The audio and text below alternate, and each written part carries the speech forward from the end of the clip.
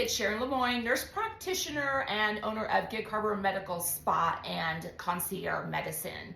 So one question I get asked quite often is when I'm seeing new patients, I'm often asked, well, why didn't my doctor tell me about this? Or I've talked to my doctor about hormone therapy and I feel dismissed or they just brush it off. So here's my thoughts. As you know, my background is emergency medicine, so I was not formally trained in hormone therapy. As this was new to me, I became very excited about all the great things I was learning and how I could help my patients get healthy. Because you know, in emergency medicine, we're putting out fires. We're not exactly having the moments to change their health behaviors. So this is very rewarding. But I do have a big takeaway that when I was learning about hormones, I had shown up for my shift in the ER and I was sharing this great information with my colleagues, and a few of them looked at me like I was a little crazy and I was doing like this woo-woo medicine.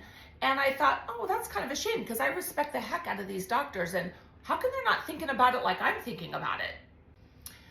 Again, I was in the ER through COVID, and that brought up a lot of questions in our medical practices as well. And I had this epiphany that I have the utmost respect for every medical provider out there. It takes a lot of dedication and hard work to get that education, and I absolutely believe every provider out there wants to do good by their patients. I also realized that to get through medical school, you have to be very disciplined. You have to follow all the rules. You have to do what you're told because it's a very rigid program to get through, and not everybody can do that.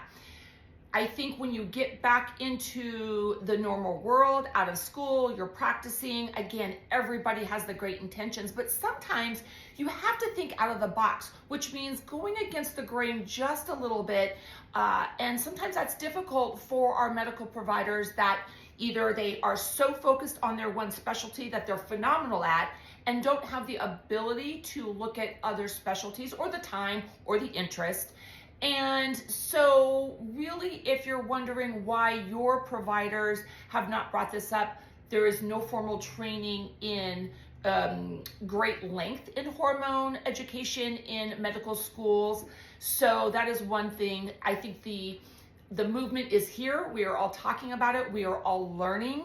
And again, I respect the heck out of every primary care, every specialty, but I just think that they don't have the time or maybe the interest outside their own specialty to dive into hormone therapy. So give them some grace. We all have great intentions, but if you want to know about hormone therapy or want to talk to a specialist, make sure they've done some specific training in addition to what they've already known, and take the time to find out your person that you feel comfortable with and that is continuing to not only help you grow, but grow as a medical provider.